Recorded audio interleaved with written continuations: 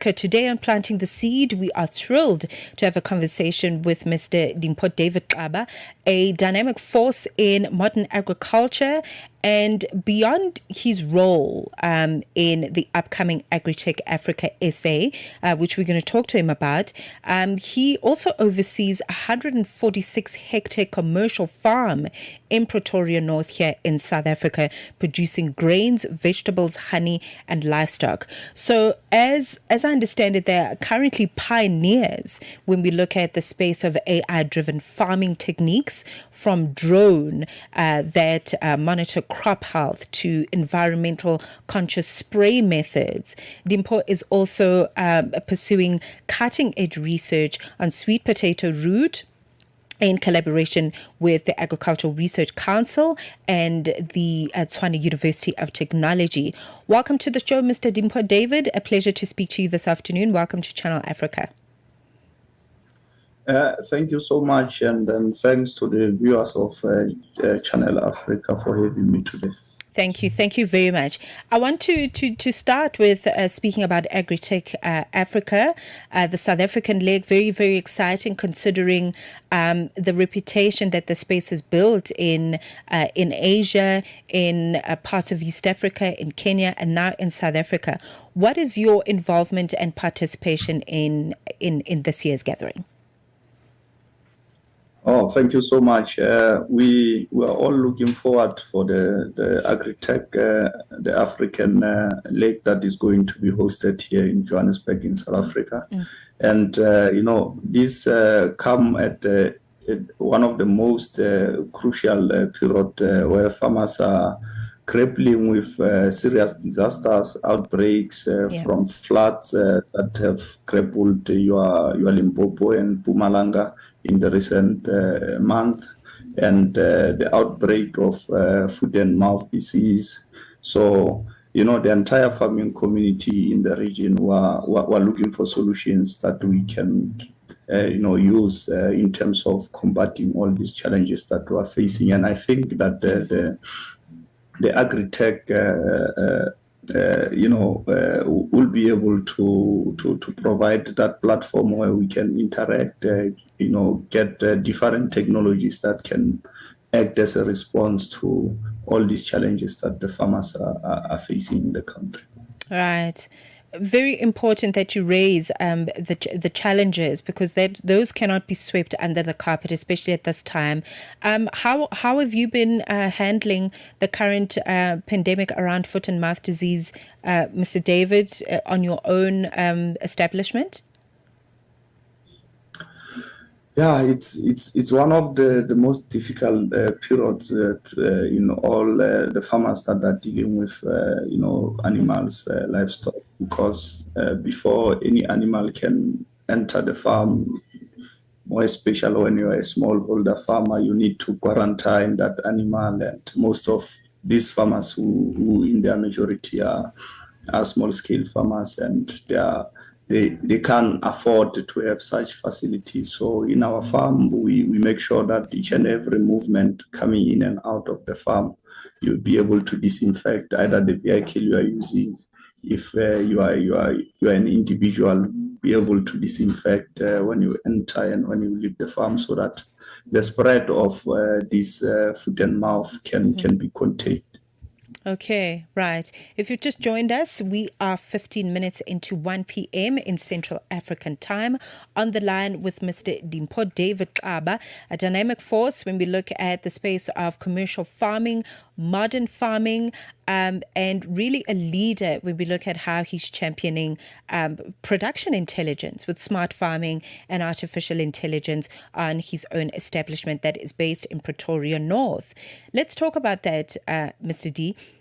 When we look at commercial farming, you are based in Pretoria North, and you have very successfully been able to integrate technology, artificial intelligence, drones in your everyday operations. Talk to us about transitioning from, the regenerative space into more smart agriculture, and how that has assisted your establishment in its growth.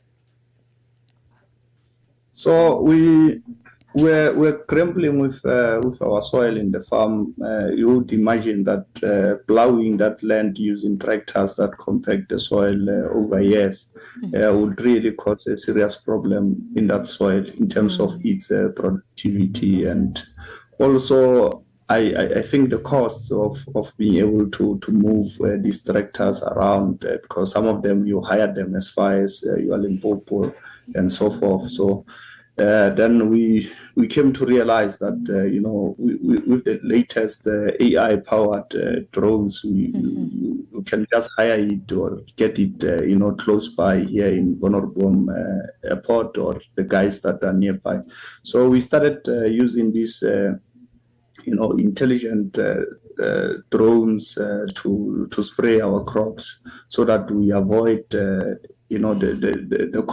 compact that is caused by the tractor wheels in the field, also damaging of crops. So when you use drone, you avoid that. The drone is more intelligent because it is going to reach each and every corner of your field, as compared to manually using tractors where a human being is involved, and if the person is tired, he or she might miss other parts of your field, and that ultimately will affect your yield. So we also use these drones to be able to scout in the farm. We can use them for security purpose. We can just send a drone to just check if everything is still in order. You don't have people intruding in the farm. And then the drone will be able to give you that full image. You save on the cost of fuel, having to drive around, or maybe to put a physical security that is going to stay there on a full-time basis. But with drone, you can schedule a drone to do those patrols, and you can be able to see the entire view of your farm. We also use this drone in our research for my PhD qualification that I'm doing in collaboration with the ARC and Sony University of Technology. We use drones to be able to determine if plants have stress, maybe they have water stress or they have nutritional stress. So drones can be able to assist us to go into a large field of crops, to be able to determine and assess if your plants need water or they need nutrition. Right. Mr. Diti, I'm really fascinated by your thinking in terms of, smart farming and, moving away from harmful ways of doing farming in particular, and moving more towards being smarter. Soil health seems very, very important to you as well, because you've got a mixed farming space with lots of vegetables as well. They're a great 146 acre farm. Talk to me about how you bridge the gap, or bring together traditional forms of farming with this smart farming technology, because I would imagine that the space of job creation or job retention, as it were, could pose a challenge. Am I right?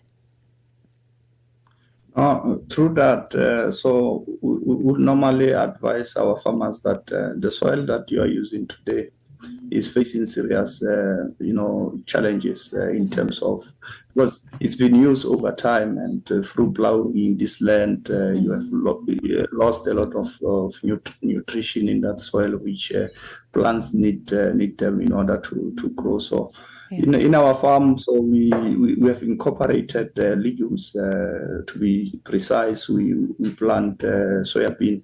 Currently planted soybean, just to recycle those nutrients that have been lost, through the absorption of other crops that are heavy feeders, or through leaching.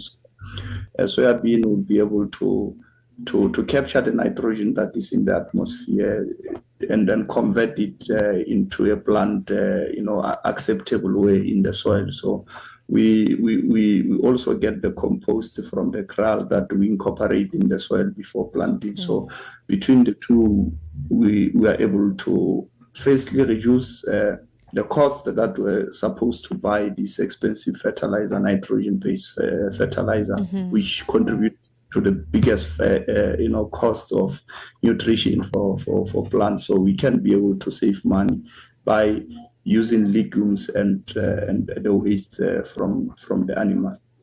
Absolutely. All right. I'd like us to take a break. We're going to return with Mr. David Dimpho Xaba, who is a commercial farmer, and he's going to be participating in this year's Agritec Africa SA, which is going to be taking place between the 11th and 13th. I'd like to pick up on your thoughts rather on Agritec Africa, right, and the South African leg, and perhaps other, similar spaces of this nature. How are these spaces able to bridge the gap between research, between technology? I think for the benefit of the smallholder farmer, what could benefit them from attending, gatherings of this nature? Okay, thank you. Most small-scale farming come with a very high labor-intensive process. So farmers should be able to look forward for this, Agritec Africa session that is coming to be hosted here in Johannesburg, so that they can find solutions that can assist them to reduce in terms of the labor force, in terms of time, because if you adapt to technology, then you'll be able to save a lot of time, unlike when you are manually doing some of these applications. Now, the research assists us to find solutions to the problems. Now, when you bring the technology must be brought in a way that is going to be easily used by farmers. It does not need to be complicated. I think that's when the research play a very crucial role in the process. Right. When you bridge the gap between the small scale farmers and technology and research. So the platform on its own, it's a nice thing, that a program that only focuses on technology. So when you go there, you'll be able to, go through different technologies, and for sure there will be one or two that are tailored to respond to the challenges that any of the small scale farmer is facing today. Okay. I'd like to circle back just briefly on your PhD studies. You mentioned that you're embarking on a PhD. What will be the focus of your dissertation?